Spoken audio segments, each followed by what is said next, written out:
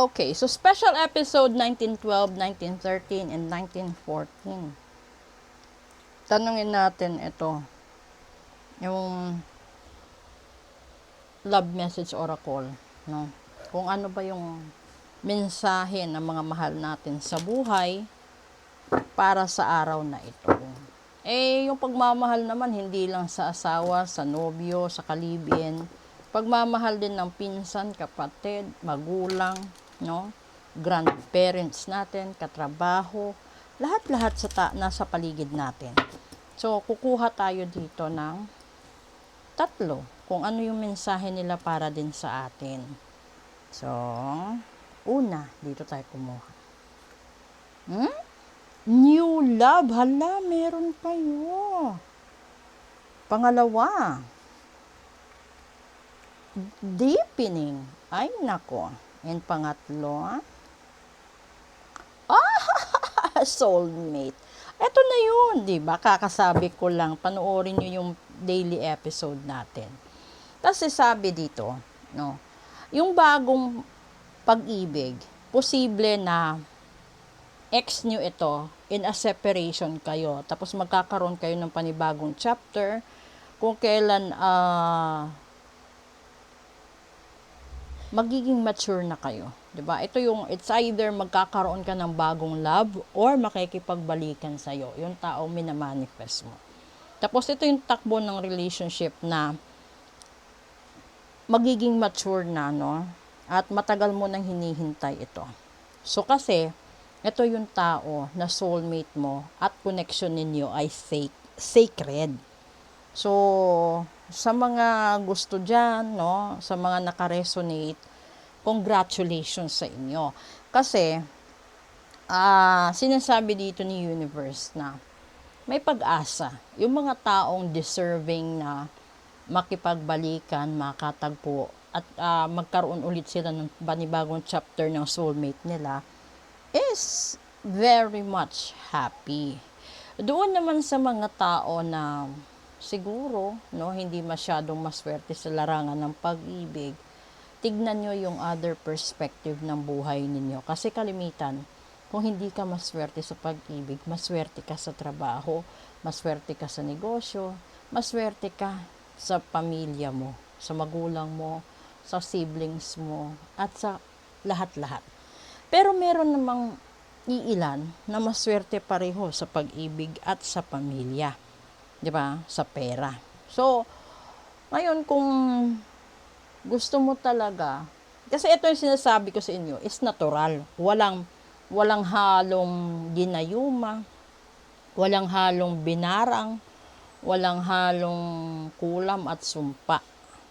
Kasi kapag binarang yan, sinumpa, ginayuma at kinulam, iba yung epekto. Hindi ganito siya, hindi ganito yung order. So, ibig sabihin yan, may humaharang sa mga swerte ninyo sa buhay, may humaharang na balikan kayo ng mahal ninyo, may humaharang na magkaroon kayo ng pera para iparitwal ang isang bagay. Kaya nga minsan sinasabi ko sa mga clients ko, alam nyo kung bakit hindi kayo binibigyan ng pera or hindi kayo binibigyan ng positive na way of thinking na ipagawa ninyo ang ritual, kasi kasama yon sa ritual ng kalaban na mawalan kayo ng gana na ipagamot, mawalan kayo ng gana na mag-spend ng money, mawalan kayo ng gana na ipaglaban. So, kung hindi nyo gagawin na ipaglaban habang may panahon pa, then it will be too late to realize na para pala talaga siya sa'yo, hindi mo lang ipinaglaban. 'Di ba? So parang ano lang, parang isang tao na alam mo na mahuhulog siya sa isang kumunoy or mahuhulog siya sa isang balon. Alam mo din kung paano siya iligtas bago mahulog sa balon, pero pinabayaan mo hanggang sa nahulog siya at tuluyan siya mawala ng hininga. So ganun ang sistema ng isang tao na kung nagpa-reading ikaw, tapos lumabas doon sa reading na kaya siya biglang nagbago sa'yo kasi ginayuma siya, kaya siya biglang nagbago sa'yo kasi kinulam ikaw, or kinulam siya, or binarang kayo pareho. dapat gumawa ka ng aksyon habang maaga pa, di ba? Pero lahat-lahat ng 'yan mapupunta naman talaga sa tamang sitwasyon kung makikinig ka. Kasi hindi maiiwasan, may mga tao talagang matigas ang ulo, may mga tao talagang mahilig maglagay dun sa alinlangan na sitwasyon.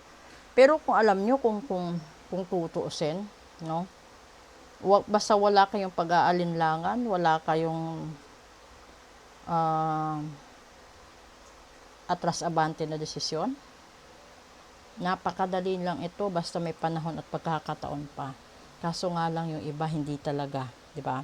So sana maging eye-opener ito sa inyong lahat na aksyonan nyo habang may panahon pa, habang hindi nyo pa pinagsisisihan, habang hindi nyo pa iniiwanan, di ba? So ito na yon. So sana magustuhan nyo yung special episode natin ngayon at abangan nyo yung English episode at saka Dark and Light Side of Life. Pakitulungan nyo ako sa YouTube channel ko. Please do subscribe, follow as well, kagaya ng TikTok ko. And then, i-share nyo din yung TikTok videos ko sa mga kaibigan nyo, lalong-lalo na doon sa mga taong kailangan at mapanood yung content. Okay? So, sa gustong bumili ng mga tarot cards, oracle cards, i-check nyo yung mga videos ko na may yellow basket. Ando doon yung mga cards. Yung iba dyan, meron akong baraha dito. Yung iba naman, tinutulungan ko na lang din yung mga seller ng cards para din sa tulungan sa kapwa. Okay? So, yung revenues naman na mapupunta sa akin is gagamitin ko by December. Ipamimigay ko din. So, maraming salamat po sa tulong ninyo at saka doon sa nag-donate sa Piso Caravan, maraming salamat po.